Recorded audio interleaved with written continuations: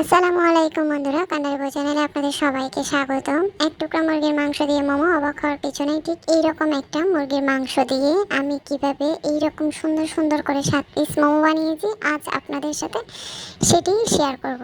কথা না বাড়িয়ে চলে যাওয়া যাক মূল রান্নায়। আমি এখানে 1.5 কাপ মতো ময়দা নিয়ে নিলাম, দিয়ে দিলাম হাফ চা চামচ মতো লবণ, স্বাদ অনুযায়ী আপনারা দিয়ে নেবেন।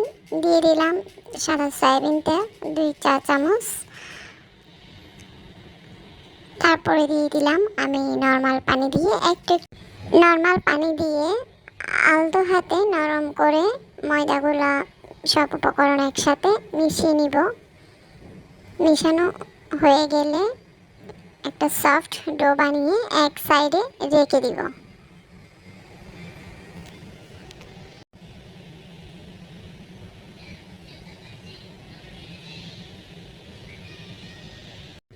এবার আমি বাকি উপকরণগুলো নিয়ে নিব।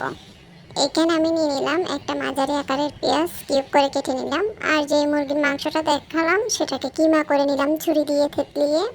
নিয়ে নিলাম হাফ চা চামচ মতো গোলমরিচের গুঁড়া, একটা কাঁচামরিচকে কুচি কুচি করে নিলাম। সেই সাথে নিয়ে নিলাম হাফ চা চামচ মতো মশলার গুঁড়ি, আর নিয়ে হাফ চা চামচ হলুদ গুঁড়ি। এবার চুলায় একটা ফ্রাই প্যান দিয়ে সেটা গরম হয়ে এলে তাতে দিয়ে দিব সয়াবিন তেল 4 চা চামচ মতো। তেল গরম হয়ে এলে দিয়ে দিব পেঁয়াজ, কিউব করে রাখা পেঁয়াজ।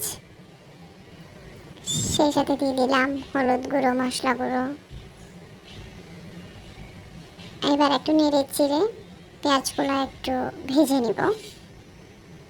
ভাজা হয়ে গেলে তাতে দিয়ে দিব কাঁচামরিচ কুচি, দিয়ে দিব মুরগির কিমাটা, সেই সাথে দিয়ে দিব গোলমরিচ গুঁড়ি।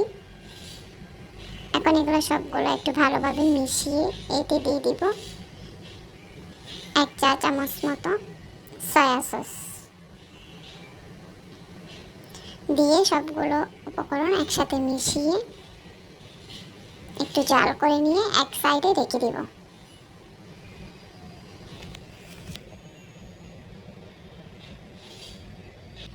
বন্ধুরা, আমি কিন্তু লবণ দিয়েছিলাম স্বাদ অনুযায়ী, আপনার টেস্ট করে লবণ দেবেন যেহেতু সয়া সসে লবণ থাকে। সব উপকরণ মিশানো শেষ হয়ে গেলে এটা এক সাইডে রেখে দিব। এইবার যে ডোটা আমি এক সাইডে রেখে দিয়েছিলাম ওইটা থেকে 7-8টা ছোটো ছোটো করে বল কেটে নিব। বলগুলোকে আমি লুচির শেপ দিয়ে বেলে নিব, বেশি পাতলাও না বেশি মোটাও না। এবার দেখাবো কীভাবে মোমো শেপ দিতে হয়। একটা লুচি নিয়ে হাতের তালুতে নিয়ে হাতের তালুর মধ্যে ভেজে রাখা মুরগির কিমাটা দিয়ে ঠিক মেয়েরা যেভাবে শাড়ির কুচি পরে ঠিক সেইভাবে করে আস্তে আস্তে করে সব সাইডগুলো একসাথে নিয়ে মুখ আটকে দিলে হয়ে যাবে মোমো। এভাবে করে প্রত্যেকটা মোমো আমি বানিয়ে নিলাম।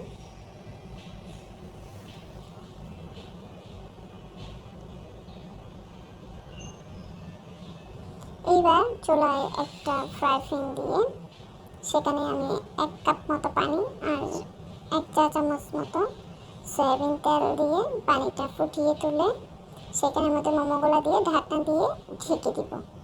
পানিটা শুকিয়ে আসলে মোমোগুলো তুলে নিয়ে গরম গরম সস দিয়ে পরিবেশন করতে পারেন।